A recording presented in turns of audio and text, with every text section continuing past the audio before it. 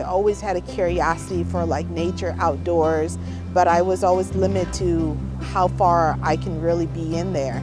And when I found this whole overlanding thing and I realized I can do it, I just have to do it a little bit differently.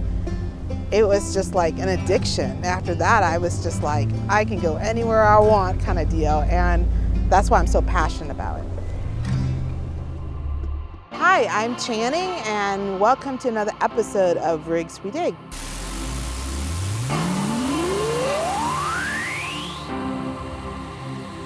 I'm from Southern California, and I got into overlanding because, as you can see, I'm in a wheelchair and I can't go hiking like most people. So I thought, what's a better way to be able to really get into the zone? So I started going to some overlanding shows, and I realized, hey, I have a Tacoma and I could build it up where it would take me in the zone. So my rig became my hiking boots. I was a former Team USA adaptive athlete for sprint kayaking. First year I didn't make it. Second year I auditioned and I made it. And I did my first international race, and that was in Nova Scotia in Canada, and I took second place. And I thought, that's pretty good for somebody in their 30s, you know? I think that was the introduction of journey of wanting to travel, wanting to sightsee, and things like that. And then it kind of just tied into the whole national park overlanding world, because I would go days early before I trained for my next competition, and I would detour. And I'm incredibly grateful that I found this type of lifestyle and my truck.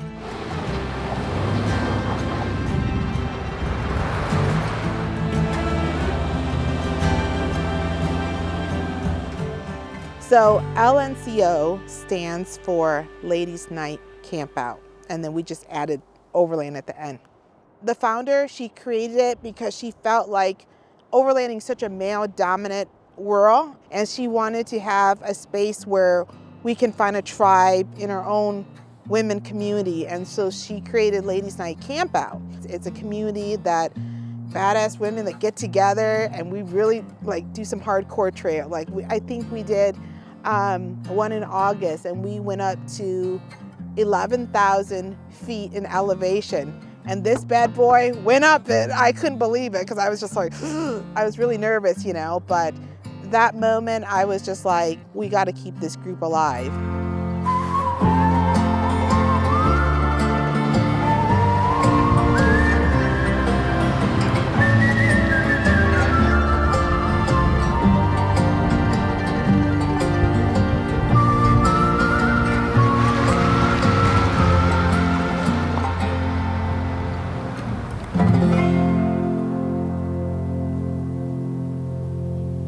You guys, I am gonna show you what I have on my rigs, but before I start talking about my build, I want to talk about these. This is called Access Track, and my girlfriend Kelly was a therapist, and she created this and made this, and I carry this with me just like right now. This sand is not really wheelchair friendly, so I'm able to wheel around my rigs and so on. So anyways, I love this lights because, again, when you are going through the trails and everything, I can't always see, like, is there going to be like a major ditch, a major rock? What am I going through? So this light makes it daylight pretty much, because sometimes I do get in late and I can't see. So I love these lights. And then on top of that, you can't get enough lights, right? So I got the light bar going on at the top, and then I got a snorkel on there, and then I got some beefier tires. So these are 33. They're not like outrageously big, but it definitely helps going through the trails. Also, I did the suspension on it, and I lifted up 3 inches. I got the Bilstein in here, and we have the upper control arm, and then we had to cut into the bumper to really clear when I'm going through the trail. I had the truck re-gear so it will perform better with all this weight that I carry, because I carry a lot of weight.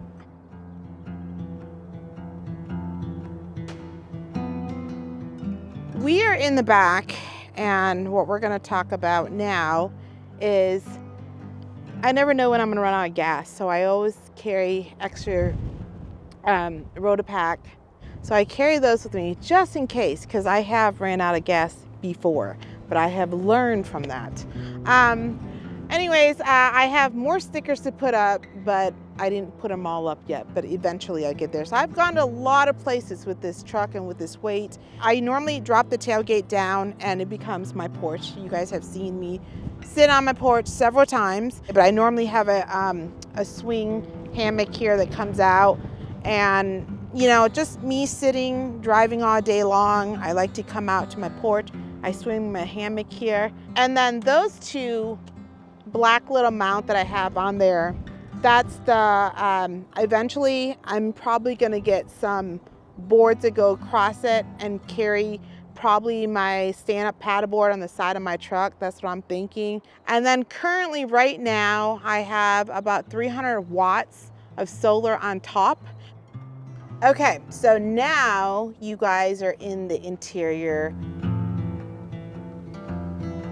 And personally, I love my bed. That's my favorite because I can fit 2 people up there, and I love pillows. So I'm just letting you know I have a lot of pillows. And originally I have these tracks that was supposed to be a shower. So underneath here, this is the shower bin, and this lifts up and it drains out when I want to shower. And originally we were doing it where the curtain will go all the way around here. So that's the reason why I have those tracks up there. This paddle was made specially for me, and that paddle is super special to me. And you know, I have paddle that thing all over different types of waterway. So that's what I got going on. And I carry a lot of battery. I got a Blue Yeti here, I got a Go Zero here, and I got Travoca. So a lot of batteries going on, and this is especially when I'm up in Washington State and Canada,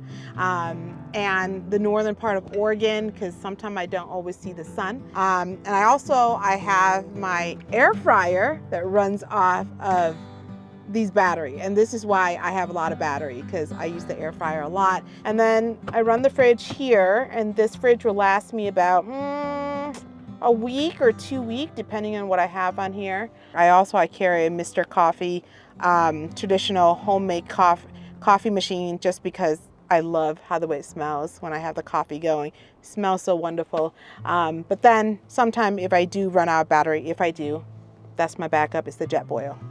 So, and also I have this little fireplace that I think a lot of company is not using in campers anymore. When I'm in bed, I lay up and I camp under the stars, and I look across the room or across my camper, and I can see this little fire that's actually real flames that's coming in, and it's just so freaking cozy. And the really major piece is this little pass-through. So this was made for an AC unit, and we just have it where the AC used to go here. And then we built some rubber, we got some rubber stuff to kind of sandwich it in between my truck, and now I just go back and forth. And also for safety too, because if I camp in a city and I hear weird noises or I don't feel safe, I slip right through and drive away, and nobody ever knows that I was even there. And then another thing I want to talk about that people always ask is, how do you drive when you're in a wheelchair? That is my frequent asked question. And I drive with hand controls, and the hand controls is 2 sticks that really clamps onto my pedals. And yes, I do check it from time to time to make sure if it come loose or not, because I had somebody that said something to me, and they said, they could be dangerous, they could fall off. So I check it quite a bit. So far, the DMV approved it, so must be good.